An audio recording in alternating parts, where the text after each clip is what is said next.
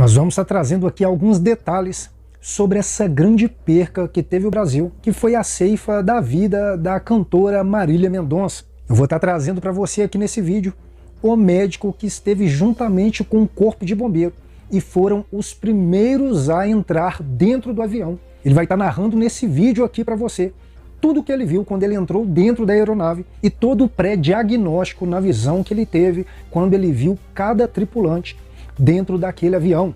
Você que já nos acompanha e você que é novo por aqui, é muito importante você se inscrever aqui no nosso canal, você ativar o sininho para poder estar recebendo todas as nossas notificações. O toque no botão curtir é sempre muito importante, porque é dessa forma que o YouTube entende que os nossos vídeos estão sendo relevantes para você e ele vai estar notificando você toda vez que um vídeo novo sair aqui no nosso canal.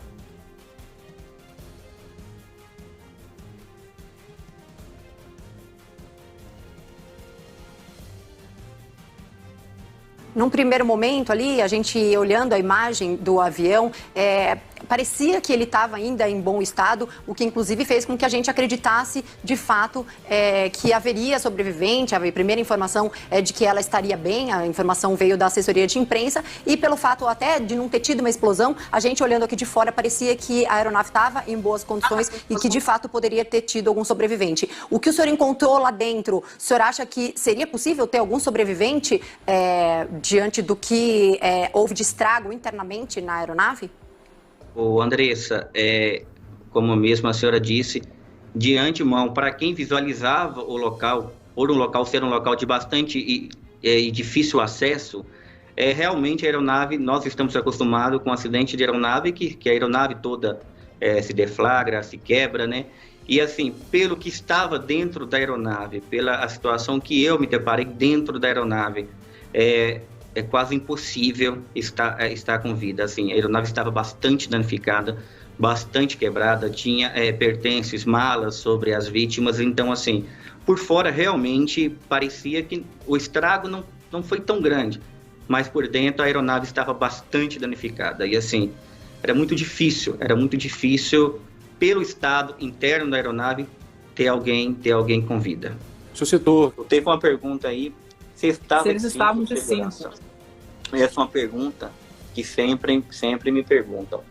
Eu não posso afirmar se eles estavam de cinto ou não. Porque quando eu adentrei dentro da aeronave, quando eu tive acesso à aeronave, que foi a única pessoa que entrou na aeronave, no momento não estava. Agora eu não sei se durante a queda esse cinto rompeu, se não estava realmente. Eu acho que isso é algo que só a perícia, os investigadores vão poder responder depois que concluírem, né, essas investigações. Mas agora vamos retornar ao interior do avião. Descreve para mim como que você encontrou os corpos. Eles estavam ainda em seus bancos ou eles estavam caídos? E eles estavam muito machucados? Entendi. O primeiro a ser encontrado foi o produtor. Ele estava no meio da aeronave, né? Nenhum teve fratura exposta, nenhum teve evisceração de órgãos, ou seja, órgãos saíram para fora da cavidade, nenhum teve isso. Tinha múltiplas fraturas, assim, né? Entra como politrauma, paciente politraumatizado.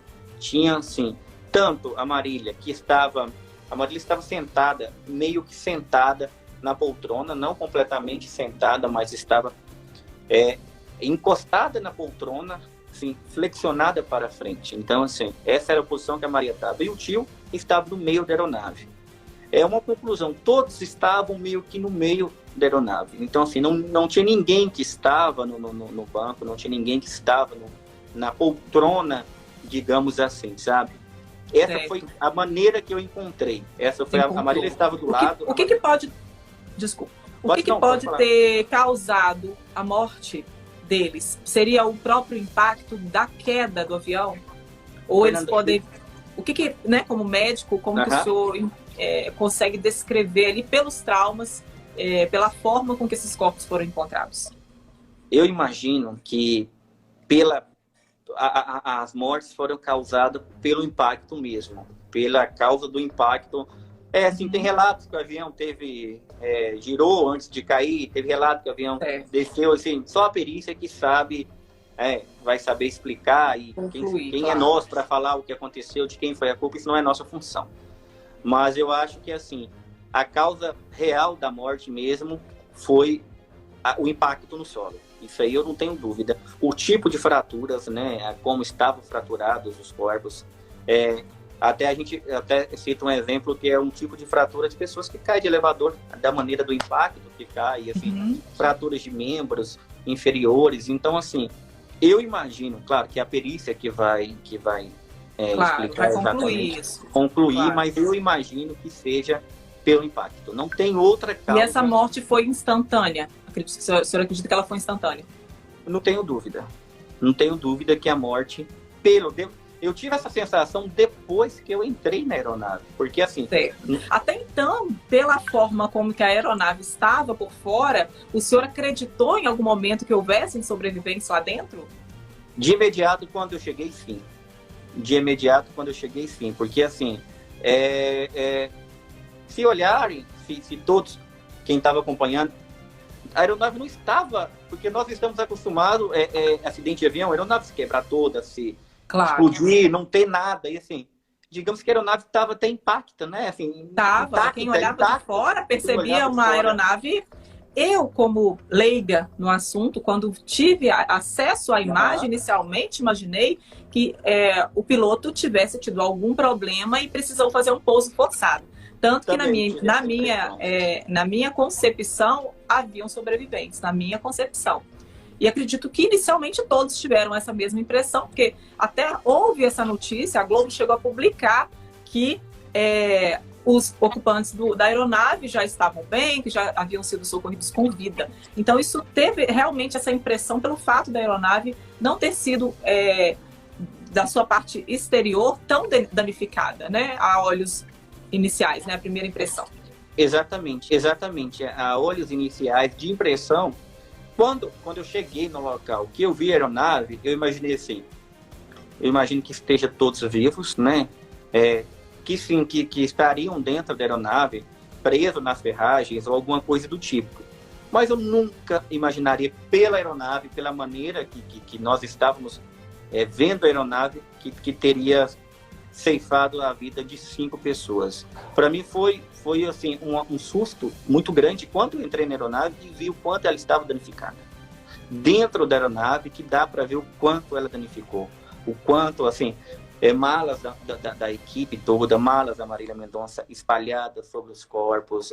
Você comentou comigo mais cedo a respeito do telefone dela, né? O telefone não parava de chegar mensagem, se tocar. Exatamente.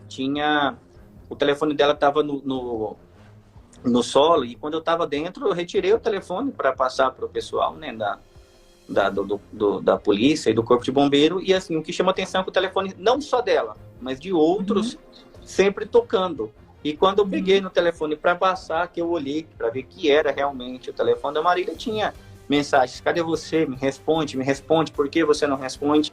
E assim, olha o quanto dói ler isso, olha o quanto dói e quanto é difícil ver isso. E aí entreguei para o policial, né, para o tenente, mas assim, o que chama atenção é também o telefone.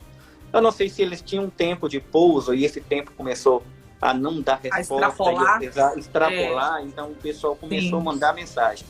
Mas assim, foi um atendimento assim que ficará na memória de todos, todos. Qual foi o momento mais difícil dessa ocorrência? O que mais te doeu, aquele que você não consegue tirar da sua memória? O que mais te marcou? Quando eu entrei dentro da aeronave, que eu fui averiguar se a Marília tinha sinais vitais, que na hora que eu fui ver se tinha sinal vital, que eu olhei para ela, que eu levantei o cabelo dela, assim, ela... aquele rosto na minha frente, assim, essa imagem foi a imagem que não sai da minha mente. Ali estava uma pessoa que eu sou fã, uma pessoa que eu admiro, que era um ídolo meu, assim. Essa imagem está bem fixa na minha cabeça, essa imagem está bem difícil de sair. Eu jamais pensaria que encontrar a Marília um dia e encontrar da maneira que eu a encontrei. Então, assim, ela deitada, no que eu levantei o rosto para ver, e ela, olhando, assim, não estava totalmente com os olhos fechados, mas assim, é aquele tipo de olhar que esse olhar é o olhar que machuca, é o olhar que dói, é o olhar que eu lembro toda hora. E ali foi ali eu me dei conta da real situação, me dei conta onde eu estava, o que eu estava fazendo. Teve algum momento que você perdeu meio que o jogo ali, quase que chorou, orou? Como é que foi essa emoção, no calor da emoção? Chorar o tempo todo, vontade, né? Assim, acima de tudo, não sou só um médico, mas também sou um ser humano. Sou um filho, tenho família, e assim, aquele momento ali, assim, depois que eu averiguei que todos estavam em óbito, não sei se alguém viu ou se alguma filmagem viu, eu sentei lá fora e colocava a mão na cabeça, assim, e olhava para um lado, aquele tanto de gente, olhava para o meu lado, assim, aquele cheiro de querosene, havia a aeronave na minha frente, as pessoas ali dentro, mas eu falava assim, dentro de mim, eu não posso chorar, eu não posso me fraquejar aqui, eu tenho que dar conta disso tudo, eu tenho que dar conta desse atendimento e, assim, pedindo às pessoas, pedindo ao corpo de bombeiro que, faça isso, a PM faça aquilo, faz isso, busca aquilo. Então, assim, mas ninguém sabe o que eu estava sentindo, o que estava dentro do meu coração, o quanto doeu.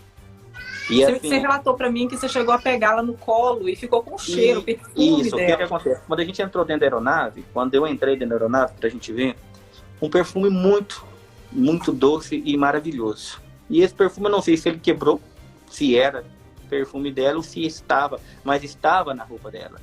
E aí, quando a gente foi retirar, que foi para passar, né, para marca, para passar, para retirar, ficou no meu colo e esse perfume ficou na minha roupa, né? E esse perfume, e eu fiquei sentindo esse perfume e, assim, eu até comentei com minha esposa, até falei que o lugar que tiver, ou quem estiver com aquele perfume é irreconhecível, assim. E esse perfume ficou na minha roupa. Para vocês terem... Quando eu cheguei em casa, depois de toda a corrida, eu vim para minha casa, vim tomar um banho, minha roupa estava suja de sangue, suja de óleo, o cheiro daquele perfume, assim, a tristeza era tão grande, era tão assim, não tinha explicação, que eu comecei a fazer vômito, de tanta tristeza, de tanta angústia no peito, de tanta angústia no coração. Mas, assim, várias vezes, eu só pedi a Deus assim, Senhor, me dê sabedoria, me dê discernimento e me dê força para me conduzir esse atendimento, que não foi fácil. Não só para mim, mas para todos os profissionais. Para toda a equipe que participou. Toda a equipe que estava assistindo. Então, era isso que eu só pedia. Senhor, me dê força para mim acabar. E, assim, sempre preservar a imagem, sabe? Sempre preservar. E, assim, fomos os atendimentos, uma tragédia nacional que não teve exposição. Não teve exposição de ninguém. Não teve exposição da Marília, não teve exposição de ninguém. E esse era de ninguém. E essa era a minha preocupação. E, assim, eu tinha que dar conta daquele atendimento. Eu estava só no local. Não tinha outro médico. Pedi apoio, veio aeronave de Belo Horizonte, veio aeronave de helicóptero de Valadares.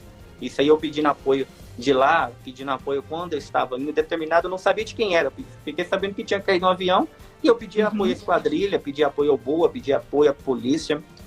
E, assim, eu só pedia, Senhor, me dê força. E conforte, naquele mesmo momento, Senhor, conforte os familiares dessas pessoas.